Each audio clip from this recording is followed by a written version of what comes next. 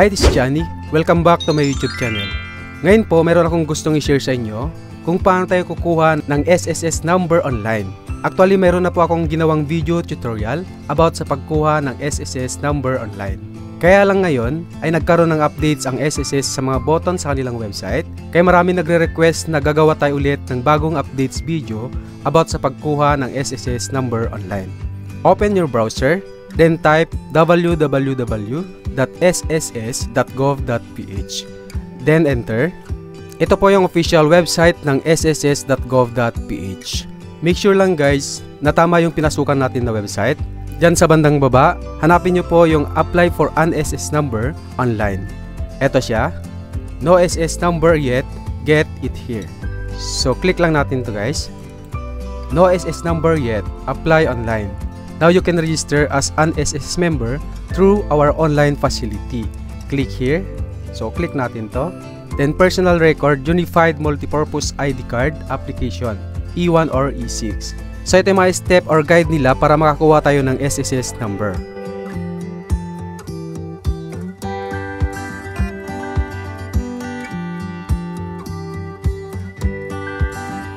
So click natin to guys. Start. Then fill upan natin itong required information na kailangan natin ma-fill upan. So last name, first name, middle name, suffix. Ibig sabihin ng suffix kapag junior ka, senior, or first, the second, the third, fourth. So i-click natin yung isa dito. Pero kung hindi naman po tayo junior or first or the second, so wag na natin sa fill upan. Then date of birth, email address. So kailangan yung email address natin ilalagay natin dito is active guys. Kasi dito niya isi-send yung verification link. Then security, ayan, so i-click lang natin yung I'm not a robot. Then I certify that above information are true and correct.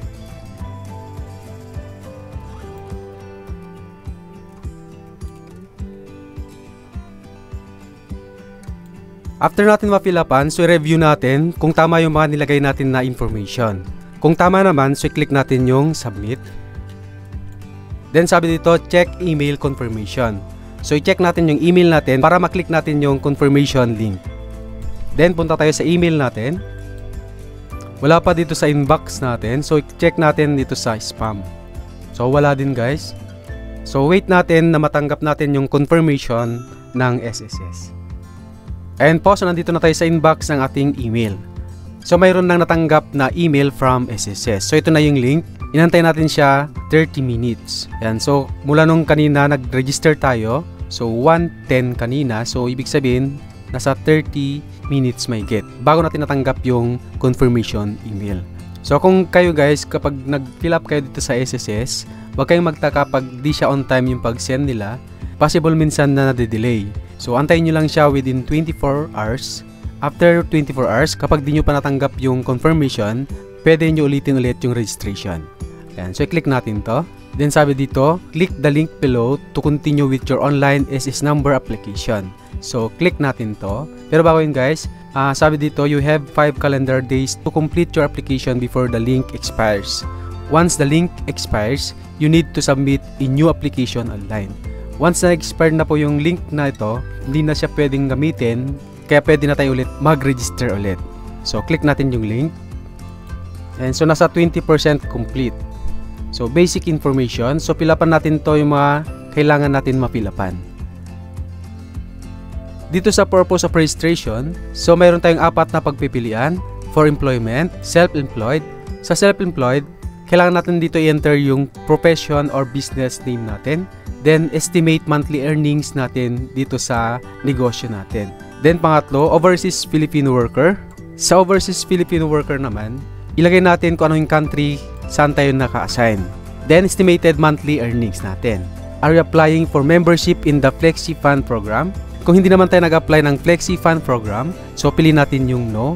Then foreign address, yung address natin sa abroad, city saka zip code.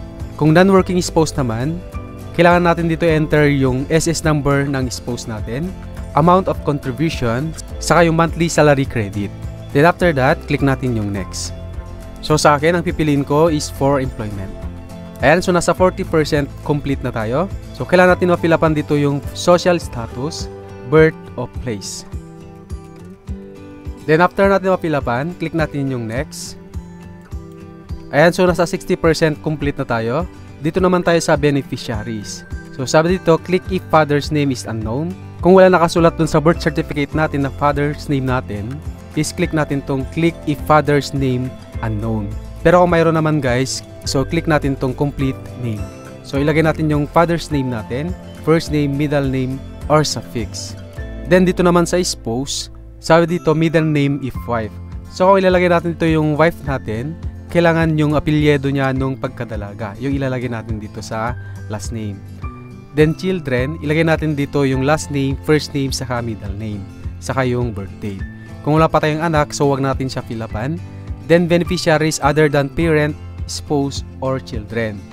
Ibig sabihin nito, maliban sa parent natin, spouse natin, or children daw natin. So ilalagay natin yung last name, first name, middle name, date of birth, saka yung relationship. Sa relationship, pwede natin ilagay yung aunt, brother, cousin, foster parent, grandchild, grandparent, guardian or caretaker, in-law, nephew, niece, sister, or uncle. Once na na-fill-upan natin, so click natin yung next. Make sure na tama yung nilagay natin dito sa information bago natin i-click yung next. Kung tama naman, click natin yung next. So 90% complete na tayo. Reminder, review and correct your entries. Once SS number is already generated, applicant will need to go to the branch to correct his/her information. Click the previous button to correct your entries.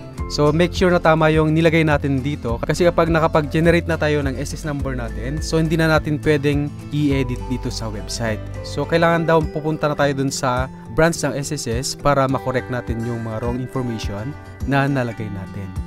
So kung tama naman yung nilagay natin na information, click natin yung generate SS number. So sabi dito, once submitted, you can no longer go back and update your information. Are you sure that all information are true and correct? So click natin yung yes. So 90% complete. So ipilapan natin to yung height saka yung weight. Then dito sa bandang baba naman guys, please provide your preferred user ID for your my.sss account in the box below. You will be received the activation link in your email address for the nomination of your my.sss account password. So maglagay tayo ng prepared user ID natin dito. Length must be 8 to 20 character.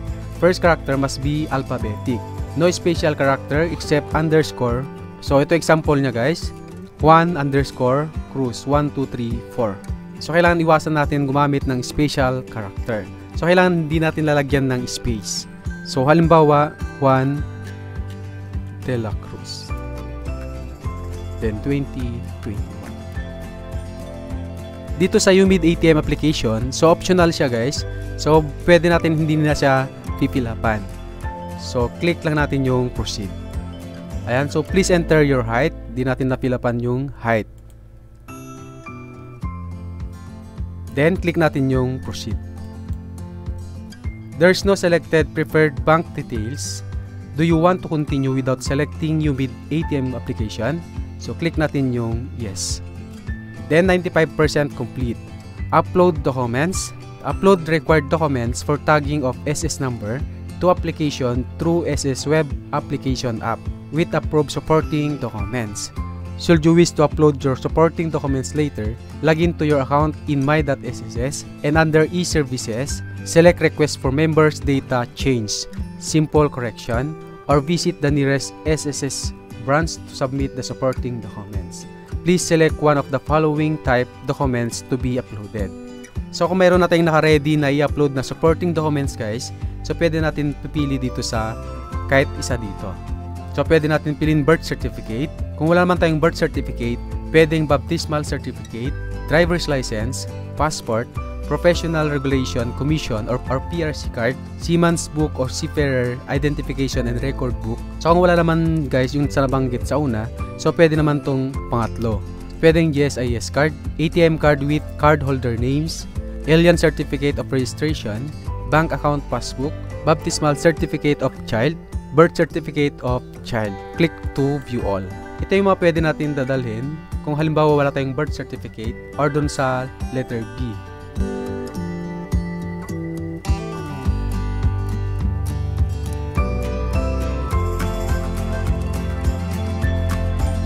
Then kapag okay na guys, click natin yung submit.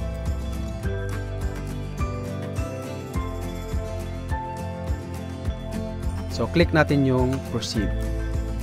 And so 100% complete. And so congratulations, you have successfully applied for an SS number. Your registration information are the following. So ito yung mga information natin na kailangan natin i-print or i-screenshot guys. Kasi importante to, SS number, ito yung magiging SS number natin. Para ma-print natin to, print download personal records, Unified Purposes ID card application. Pwede natin siya i-click.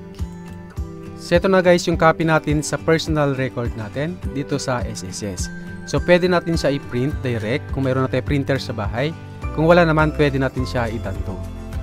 Then ito kailangan i-print din natin. So click lang natin to, download SS transaction number slip. So ito yung hinahanap ng SSS kapag nag-submit na tayo ng supporting documents sa branch nila. And so kailangan natin din i-print to, then print download SS number slip. So once na na-download na natin itong mga form na to, click natin yung done. Then after that guys, punta tayo sa email natin para mag-create naman tayo ng preferred password na sinend ni SSS. So ito siya. Then click natin yung eto, click here. Please activate your my.sss member account and provide your preferred password by clicking here. So click natin to. Then set password page. To activate your my.sss account and nominate your preferred password, please provide the last 6 digits of your CRN or SS number you enter in my.sss registration. So makikita natin guys yung 6-digit SS number natin dun sa binigay ni SSS. Ito siya, yung SS number. Last 6 digit, 1, 2, 3, 4, 5, 6. So mula dito sa 44609 copy natin. Then balik tayo dito sa create password. After that guys, click natin yung submit. And set password. Length must be 8 to 20 alphanumeric characters. First character must be alphabetic. No special characters and must be different from the user ID. Then click natin yung submit. And so security question setup. So mag-set tayo ng security question dito sa account natin, dito sa my.sss. Then pipili tayo dito ng question na kaya nating sagutan. So personal information natin to guys. Then click natin yung submit. So enter natin yung generate natin kanina na password. Then click natin yung I'm not a robot. Then verify. Then click natin yung confirm. Then go to homepage. Ayan, so mayroon na tayong account dito sa my.sss. Halimbawa guys, dito nakapag-submit ng mga supporting documents dun sa pag-fill up natin. Pwede tayo mag-submit dito sa online. Hindi na natin kailangan pumunta sa branch ng SSS para i-submit yung mga supporting documents. Diyan sa taas, click mo lang yung e-services. Then click natin yung request for member data change or simple correction.